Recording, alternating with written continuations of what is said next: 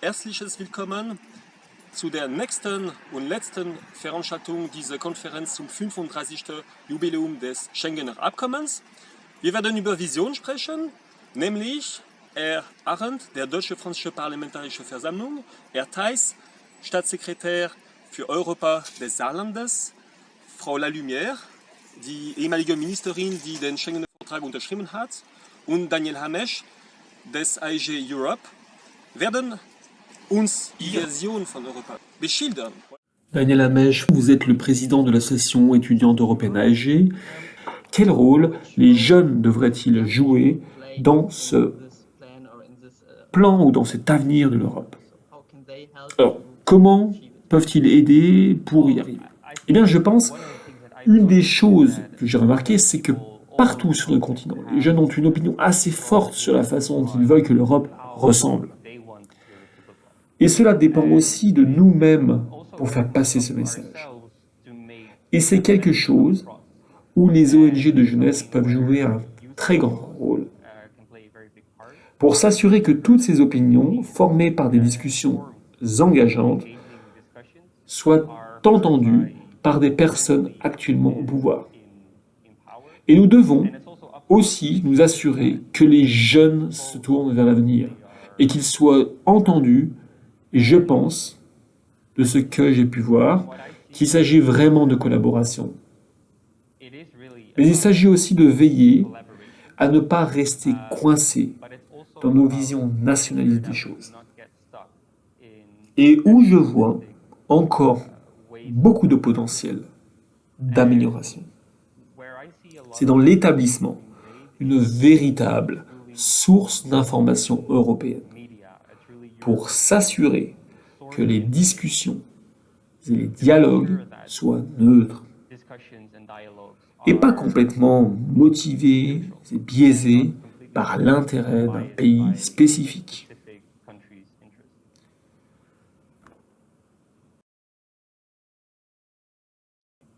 Merci, c'était parfait. Et cela me conduit à la dernière question.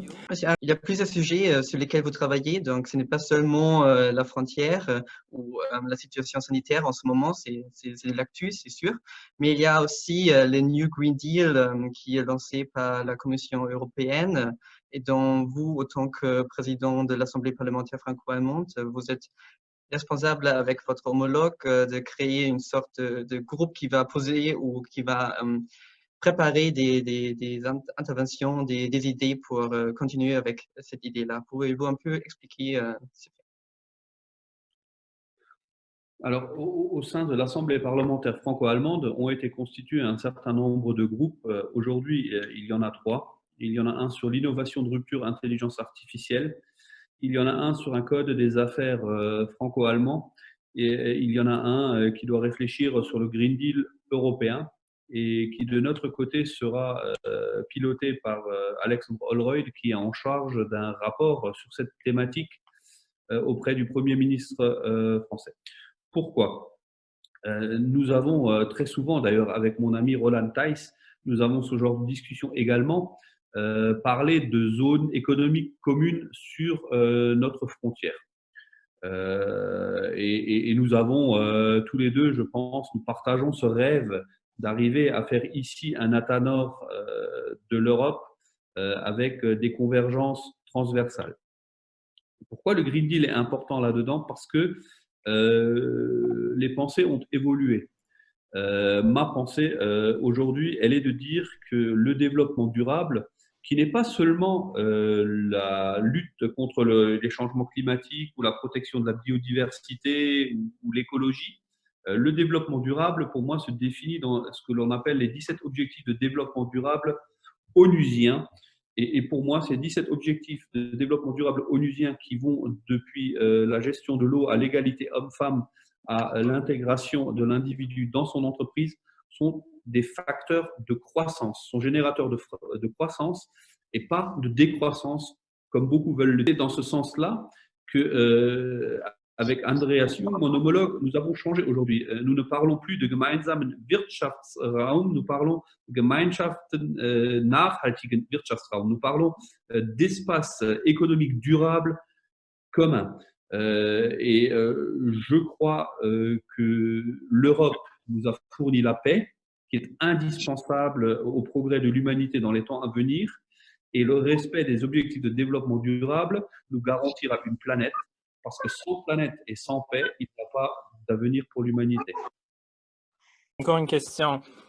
On va voir, il y a un certain monsieur Shaquille de Canada, hein, à savoir, est-ce qu'on va vers une Europe allemande ou une allemande européenne? Qu'est-ce que vous en pensez là? Ouais, j'ai bien dit que c'est provocatif et pourtant je veux bien poser la question.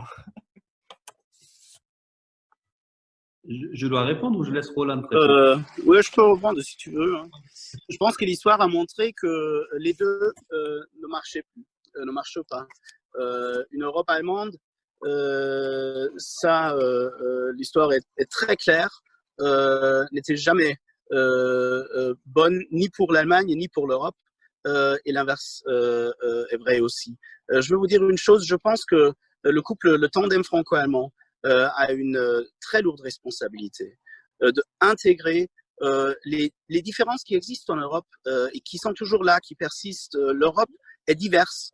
Ça, c'est quelque chose qui nous rend riches, qui enfin n'est pas un problème, mais une chance, une opportunité. Et la responsabilité du couple franco-allemand n'est même pas de créer une Europe franco-allemande. Nous voulons créer l'Europe. Point. Et ça se fait en intégrant les diversités qui existent. La France et l'Allemagne ont ensemble la responsabilité de les intégrer. Un plutôt vers le nord, l'autre plutôt vers la Méditerranée. Si nous faisons ça, ça peut être un grand succès. Si nous ne réussissons pas, moi je suis sûr que la génération après nous va se demander ce que nous avons fait de ce merveilleux projet qui nous a pas seulement sauvé, garanti la paix, mais créé un espace de liberté, de droits de l'homme, de richesse qui n'a jamais existé avant sur ce continent. Donc ça, c'est la responsabilité. C'est ni une Europe allemande, ni une Allemagne européenne, ou une France européenne, une Europe française. Ça non plus, Napoléon n'a pas réussi à le réaliser. Il nous faut créer une Europe en travaillant ensemble avec tous les Européens convaincus. Comme je suis aujourd'hui à Speyer, à ce très beau Helmut Kohl-Ufer, je veux finir en citant Helmut Kohl qui a dit la France et l'Allemagne doivent être les amis des grands pays, mais les avocats et les partenaires des petits. L'Europe ne fonctionne pas si nous ne réalisons pas cette idée de Helmut Kohl. Et donc, moi, je suis optimiste parce que l'alternative serait pire et les gens sont en train de réaliser ça s'ils regardent les autres parties de la planète. Donc, restons unis face à cette crise, restons unis, mais aussi pour le temps après Covid-19. Merci beaucoup. Avant de donner la parole à Marc Favier et de poursuivre notre programme, une petite page de pub.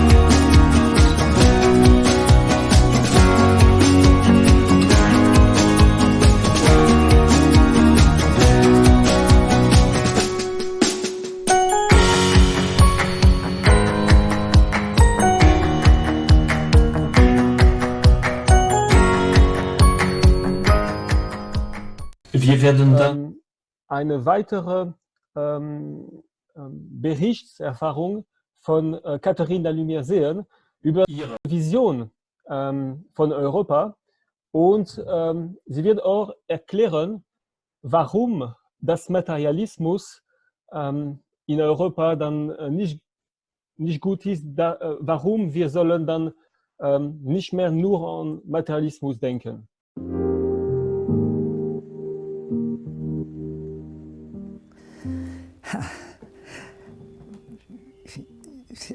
Quel avenir je souhaite pour l'Europe? Parce que je ne suis pas devin, donc je ne sais pas finalement ce qui se fera. Alors je rêve un peu. Je pense que l'Europe a une tâche pour les Européens, mais aussi à l'échelle mondiale. Nous sommes dans un monde qui est très dur, ça c'est pas nouveau, mais qui est aujourd'hui très matérialiste. Ça aussi c'est pas nouveau, mais enfin, nous sommes dans une société, l'ensemble de la planète, avec des soucis très matérialistes. Alors c'est normal, si vous voulez, que par exemple tout le monde veuille manger à sa faim, veuille pouvoir s'habiller, se loger correctement, etc. Bon, c'est du matérialisme et c'est tout à fait légitime. Mais ce qui s'est produit au fil du temps, c'est que le but de l'existence est devenu finalement l'acquisition de biens matériels, de services matériels, et finalement, la seule chose qui compte, c'est l'argent. Ce qui permet de... Voilà. Et c'est en cela que je dis, c'est un monde très matérialiste. Alors, je répète, il faut que les besoins fondamentaux soient satisfaits, c'est tout à fait normal. Mais ce qui pose quand même un problème, c'est quand on voit un gaspillage incroyable, les inconvénients de la surabondance, et puis l'absence de valeurs philosophiques. C'est quelque chose d'extrêmement préoccupant. Le matérialisme triomphant, pour l'humanité, c'est une régression et c'est un gaspillage, car la nature nous a dotés d'un esprit. Je crois que l'histoire a fait en sorte que cette Méditerranée, comme disait Fernand Braudel, et ces pays, ce petit bout d'Asie, a traversé des siècles et des siècles, et là et nous avons eu des penseurs, des intellectuels, des théologiens, des marxistes, qui ont beaucoup réfléchi et se sont développés une spiritualité. Alors, nous n'avons pas le monopole de la spiritualité. En Afrique, ça existe. En Extrême-Orient aussi. Mais l'être humain, il a un physique et des besoins liés à son corps. Il faut le nourrir, il faut l'entretenir. Bon. Donc il y a des questions matérielles, c'est vrai, mais nous avons un cerveau. Et un cerveau qui a des idées, et la pensée, et uniquement avoir pour but les biens matériels et l'argent, franchement, c'est du gaspillage. C'est du gaspillage parce que il y a la dimension spirituelle disparaît, n'est pas plus là. Et, je pense à un président actuel d'un grand pays autrefois ami, qu'il est un peu moins, c'est pas l'être humain idéal que je souhaite. Voilà. Nous avons besoin d'avoir des gens avec un cerveau plus exigeant. Justement, Voilà. si on dit...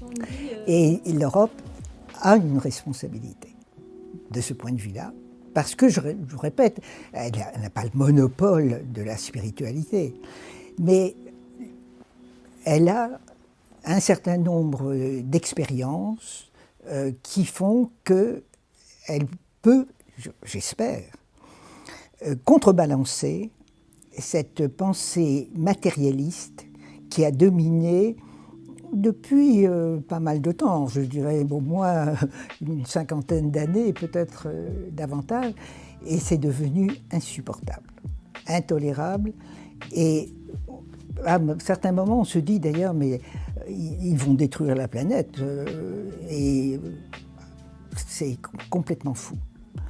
Et je pense que l'Europe a une responsabilité là.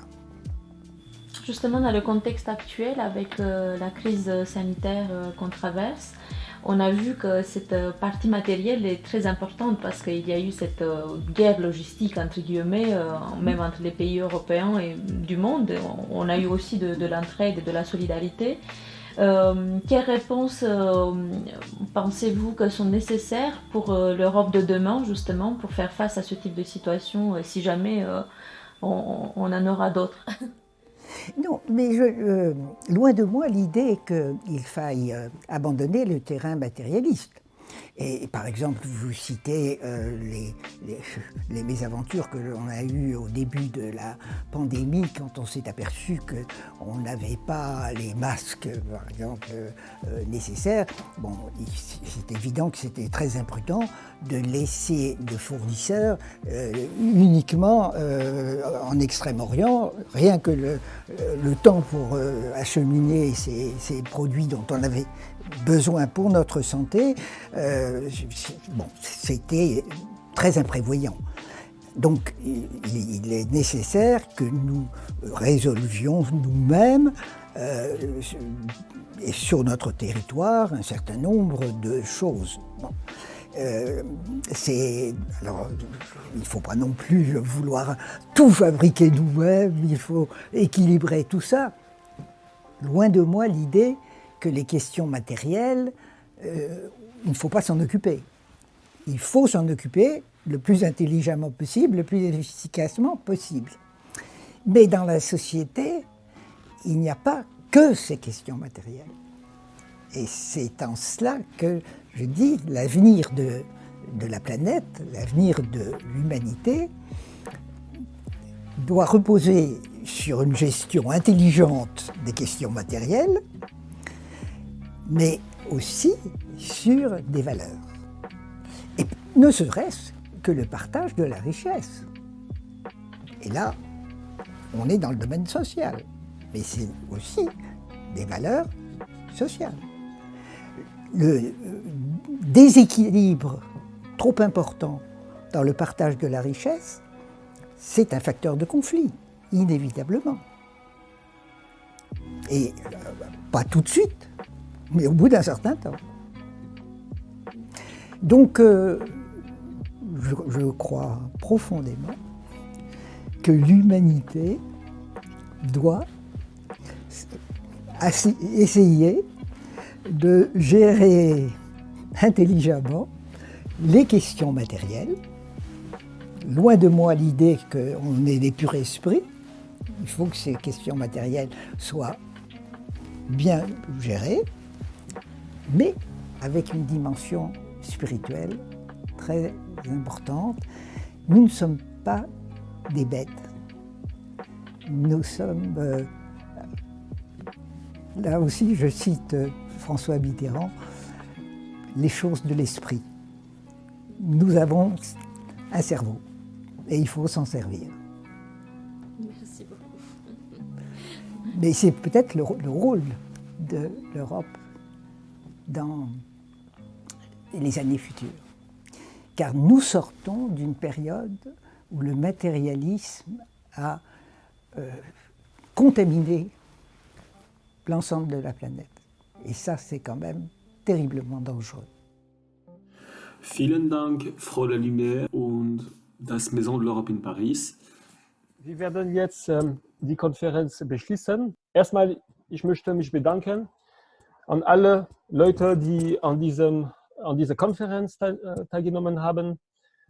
Das war eine sehr schöne Erfahrung mit euch allen und wir waren wirklich in diesem Geist von Schengen. Wir waren Leute von Ägypten, Leute von Frankreich in Belfort, Leute von Indien, die in der anderen Seite der Straße sind. Sie sind gefahren Von Saarbrücken. nach Schengen mit dem Fahrrad. Ja, ich habe bestimmt noch weitere Nationalitäten vergessen. Russland war auch dabei, Ukraine. Und das ist wirklich also der Geist von Schengen. Vielen Dank. Ich möchte dann euch Tschüss sagen und vielen Dank auch an den Partner, das Deutsche Französische Jugendwerk. Ohne die wird das nicht möglich sein. DAAD natürlich, die Region Bourgogne-Franche-Comté, die dieses ganze Projekt Schengen 35 finanziert haben.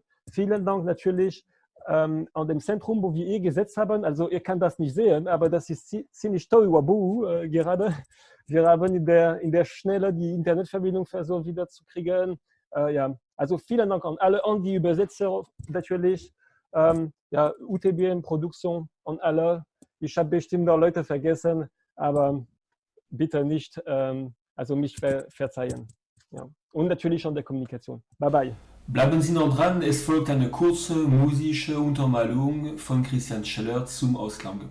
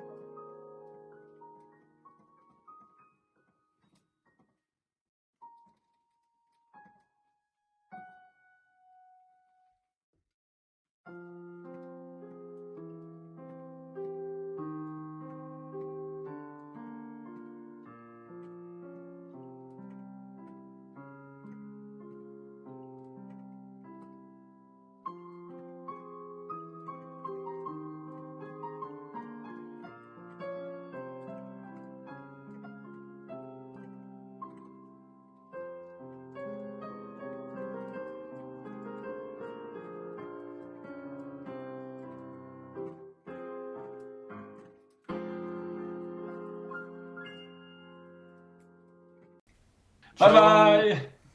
Bye bye.